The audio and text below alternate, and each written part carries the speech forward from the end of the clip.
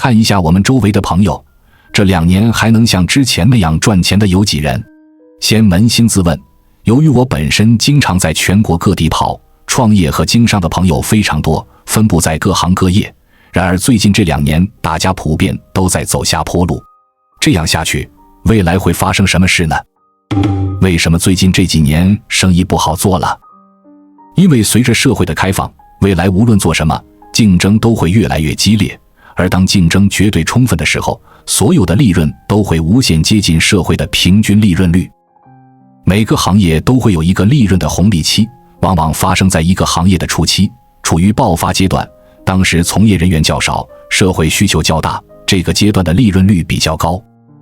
由于利润率较大，就会有很多人插足进来，随着从业的人越来越多，市场开始趋向饱和，竞争越来越激烈，于是利润率就会大幅下降。降到什么时候为止呢？降到接近整个社会的平均利润率为止。所谓社会的平均利润率，就是这个社会上一个人能够维持基本生活所需的收入。比如对于现在的中国来说，这个收入水平在6000至1万之间，无论你之前是从事什么暴利行业的，都会被拉到这个水平。之前贴手机膜的、美甲的、开滴滴的都曾是暴利行业，现在呢，都沦为了普通职业。每个行业都会有一种自动调节机制，让该行业的利润水平回归到这的平均利润率。比如之前做培训很赚钱，当时通过各地招商、电话销售、搜索引擎等形式获取大量客户，而现在电话销售效果越来越差，招商越来越难，搜索引擎越来越贵，因此获取客户的成本大大提高了，于是利润率大幅下滑，直到回归到社会的平均利润率为止。当然，当一个行业的利润率回归到社会的平均利润率的时候，就不会再降低了，因为从业者的脖子虽然被平台，比如百度、淘宝、滴滴卡牢，但是他们不会卡死你，就只给你留一个可以喘息的空间，让你疲于奔命，却又只能赚到基本的利润率维持生存。这真的离不开各大平台的功劳，淘宝和拼多多先后的出现，不是偶然，而是必然。现在淘宝上开店就是得比拼价格，否则很难有销量。在拼多多上开店就更不用说了，完全薄利多销。因为他们存在目的就是为了无限拉低商家的利润率，将商家的利润维持在仅仅能够解决温饱的边缘线上。这里还有一个很有意思的现象，那就是未来老板和员工的收入也会被无限接近，一起接近一个社会的平均劳动收入。做老板很风光的时代已经过去了，其实这2年日子最难过的就是各种老板，大到上市公司，小到家庭作坊，日子真的都很难熬。为什么呢？因为企业的管理成本不断提高，企业的人力成本也不断提高，而商品的利润率却越来越低，即商品越来越便宜，而人却越来越贵。企业遭遇两头难，两头都在挤压。现在很多老板整体忙得团团转，为了找出路，整体急得满头大汗，而大部分员工却依然很清闲，朝9晚5地做着班。究其本质，是绝大部分企业的体制无法充分调动员工的积极性，所以效率缓慢。现在不像以前了，之前随便拉拢一帮人就可以揽活赚钱去了，现在作为老板必须极其善于管理，要是没毛胡子一把抓，一定赚不到钱。那么最终的结果是什么呢？不能赚钱的企业总有一天会倒下，拥有独特技能的企业虽然还能继续赚钱，但是扣去各种经营成本后，老板也剩不了多少钱。我一个朋友做工厂的，年产值几个亿，辛苦1年下来才几百万利润，他一个高管都40-50万收入了。因此未来老板的收入也会无限接近员工的收入，双方一起无限接近社会的平均劳动收入，比如1年10万至20万。国富论里有个观点，利润降低不是商业衰退的结果，恰恰相反，这是商业繁荣的必然结果。随着商业的繁荣，未来无论做什么，门槛都会越来越低，比如开直播、做短视频、摆地摊等等。未来是人人都可以有商铺、有产品、出作品的时代，这也是社会越来越公平的表现。同样的商品、服务、作品，只要你还有利润存在，一定会有商家卖得比你更便宜，或者一定有平台诞生，上面的东西更优惠。而且消费者比价会越来越方便，永远都是全网最低价最受欢迎，这时就会有人低价抢市场，或者赔本赚吆喝，那么你该怎么办？因此未来的竞争会越来越充分，而当竞争绝对充分的时候，一切利润都会无限接近于零，甚至是负利润的。因此赚钱越来越难，是商业繁荣的必然结果。比如20年前阿里的口号叫让天下没有难做的生意，从此做生意变得似乎更加简单了，只要有一根网线就可以开张了。然而直到今天，我却越来越深刻地发现一个现象，天下似乎没有好做的生意了。因为在平台的主导下，我们陷入了低价竞争的恶性循环。先以淘宝改变实体店为例子，淘宝的出现让开店不需要实体门面了，所以开店的门槛变低了，人人都可以开店。刚开始的时候大家会狂欢，网店遍地开花，但是到了一定阶段，大家越来越深刻地发现一个现实，现在去淘宝上开店已经很难赚到钱了。因为同样的商品、服务、作品，只要你还有利润存在，一定会有商家卖的比你更便宜，或者一定有平台诞生，上面的东西更优惠。今后比价会越来越方便，永远都是全网最低价最受欢迎，永远都有人低价抢市场，或者赔本赚吆喝。淘宝上的东西够便宜了吧？已经无限拉低了各种快消品的价格，但是拼多多比淘宝更便宜。淘宝上很多可以做到19.9包邮，拼多多就9.9包邮。也就是说，无论你生产的是什么产品，总有更低价格的出现。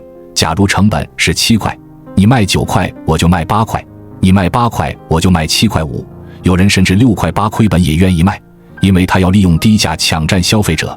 这就是典型的互联网式的打法，最后就是大家都没有生意做。那么今后商家该靠什么挣钱？未来靠什么挣钱？今后单纯依靠产品和服务很难再赚到钱，必须依靠消费数据才能赚到钱。什么是消费数据呢？比如用户信息、会员数量、粉丝等等。谁掌握了大量消费数据，谁就掌握了主动权。如今越来越多的商家都在用低价比商品为诱饵，去掌握更多消费数据。当用户累积到一定程度，就会自然产生盈利模式。比如小米就是这样的公司。首先，小米本身的产品性价比都很高，而且设计感非常符合现代人的品味。最关键的是，小米根本就不靠产品挣钱，它的产品只是一个链接，是小米用来链接消费者的。当这几千万消费者被链接起来之后，就组建了一个生态系统，也就是消费大数据。这才是小米最值钱的财富，也衍生了很多盈利模式。今年很火的超市 Costco 也是这种模式。为什么 Costco 越来越火，而沃尔玛、家乐福、乐购这种传统大型超市都在先后退出中国市场？因为 Costco 表面上是在经营产品，其实是在经营会员。它的利润机会是来自它的会员费。美国有8300万家庭，几乎90%以上的美国家庭都必备一张 Costco 的会员卡，每年光会员费就赚了上百亿。再比如，在很多书店已经不再靠卖书挣钱了，反而开始带领大家开读书会了。你只要缴纳几百块会员费，就送你几本书，带领大家一起学习。因为把人聚集在一起了，从而还能衍生出更多的商业模式。还有，现在很多 4S 店早就不靠卖车赚钱了，而是靠保险、保养、维护、改装、车主活动等等挣钱。很多美容店的产品也都是免费送了，但是你要成为他们会员才行。也就是说，虽然商家前端的产品没有利润了，但是商家却靠后端的服务赚钱了，这也是利润的后延，可以称为商业上的延迟满足。在我们进一步探索之前，别忘了关注才知道并点击小铃铛，我们将继续揭示更多关于金钱的真相，助你迅速实现财务自由。随着社会物质产品的极大丰富，未来会有很多商家会用低利润甚至零利润、负利润的产品去交换消费数据，吸引大家聚集而来，然后靠经营这些庞大的用户去赚钱。因为未来最值钱的东西就是消费大数据。可喜的是，未来越来越多的产品都是零利润或者是免费提供的，这就是马克思所说的按需分配，随着物质的丰富，我们一定能进入这个状态。可悲的是，未来只有平台型企业和头部企业才能占有这些消费大数据，才能赚到大钱，而普通的商家赚钱将越来越难，因为消费数据都集中到了平台或头部企业手里，商家自己掌握的消费数据、自己的消费者、会员等等，这在平台面前是不值一提的。平台和头部企业依靠掌握的消费大数据，可以精准地洞察每个人的行为轨迹、消费倾向、特征、需求等等，牢牢占据商业和财富的制高点。未来财富将越来越多地往平台和头部企业手里集中。那么，除了消费大数据之外，还有其他赚钱方式吗？有，那就是供应链金融。财富加剧分化。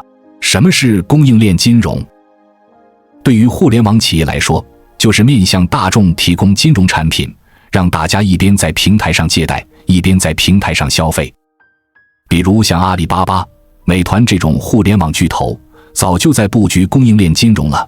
他们既有面对大众消费者 C 端的金融产品，比如支付宝的花呗、借呗；美团的新功能月付，也有面对商家 B 端的金融产品等等。滴滴、神州这种也有自己的金融产品了，比如先充值再打车，给你一定优惠，这使大家的现金流被他们控制。对于传统企业来说，就是把下游经销商的现金流把控住，实行押金和预缴。你如果周转不开，我来帮你，但是你要付利息给我。中国很多家电巨头都在做供应链金融，但是这就导致本来就利润微薄的下游商家们纯利润更低了。我们必须看到一个趋势，未来只有金融，甚至是供应链金融才能挣到钱。任何企业和人都很难再靠某种产品本身赚钱，因为未来的生产也是全开放式的，你能生产出来某种产品，就有人会以更低的价格生产出来，然后卖得更便宜。必须纵向布局供应链，锁住你的群体，才能建立壁垒。可叹的是，未来也只有平台企业和头部企业能组建供应链金融，普通商家只能占有其中1-2个环节，根本无法构建自己的供应链金融。很多网红看上去有几百万粉丝，其实赚不到几个钱，因为他们不掌握产品供应链，更不可能布局供应链金融。至此，我们可以看到一个趋势，互联网越发达，财富越往大企业手里集中，这是历史的必然。在传统互联网时代、拜时代，还可以有很多依附在上面的公司，比如天猫上有很多营业额过亿的店铺，微信、微博上有很多大 V 等等。但如今互联网已经步入了算法时代，在算法时代，只有平台才能挣到钱，那些所谓的网红、商家，其实都被平台牢牢卡住脖子，主动权很小。举个例子，包括美团、滴滴、携程等等这些平台，上面都有很多商家、个体户。这些商家如果生意太好，平台就会变招法的提高佣金；当他们发现商家如果生意太惨淡了，就会变招法的给你补贴，让你继续生存下去，永远只给你留一个一息尚存的机会，让你求生不得，求死不能。因此，在平台加个体的算法时代，个体永远只能赚到辛苦钱，只有极少数个体能成为行业标杆，比如李佳琦和薇娅这种。但是他们是平台打造的标杆，是偶然而不是必然，不具备可复制性。算法越完善，头部效应将越明显，马太效应越来越加剧，未来只有平台企业和头部群企业才能赚到大钱。在互联网时代，数据将成为最贵重的资产。数据的背后是算法，算法的背后就是权力。未来拥有大数据的人将拥有绝对的权利，平台将掌握商家、个体所有的数据，可以清晰地窥见每个人的消费倾向，从而将自己的利益最大化。而且数据开始向极少数人手中集中，人类就会分裂成2个阶级，0.01% 的人掌握了大数据，是有产阶级，剩余的 99.99% 的人都将成为被数据掌控的无产阶级。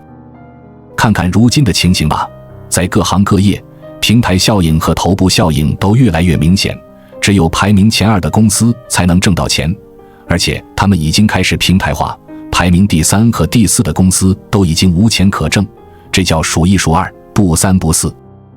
算法越发达，头部效应将越明显，马太效应越来越加剧。未来只有在某个领域遥遥领先，才能赚到钱，他们将赚进整个行业的钱。社会的科技水平越高，贫富差距就会越大。因为科技水平越高，社会的流通性就会越好，此时财富会加剧流向更有钱的地方。未来我们面对的是一个什么样的世界？那是一个三无的世界，无生意可做，无工可打，无机可投。所谓无生意可做，传统社会的信息是不对称的，这导致社会的供给和需求始终是错位的，这就需要生意人去对接并从中牟利。而在互联网时代，信息变得对称又透明，供给和需求都被精准连接，已经不需要生意人去对接了，于是中间环节和赚差价都不存在了。所谓无工可打，传统社会遵循的是大工业逻辑，很多人作为员工只需要执行公司命令就可以了，他们并不需要承担结果，这就是打工的本质。而在未来的时代，随着个体开始崛起，公司开始平台化，你必须主动思考和去解决问题，并发挥特长为社会创造价值，否则你就没有存在的价值。如果未来你还是抱着打工者的心态，一定会被淘汰。所谓无机可投，传统社会里有很多不完善的地方，导致每个行业都有潜规则，这让很多人可以通过不正当途径获得灰色收入。而在未来，随着中国法律法规越来越完善，投机的空间会越来越少，未来每个人都应该适应在公开透明的情况下展开活动。未来我们究竟该怎么办呢？我们生活在一个瞬息万变的世界里，特别是在商业领域，这种变化尤为明显。就像在大海中游泳，我们必须学会在不同的环境下采取不同的策略。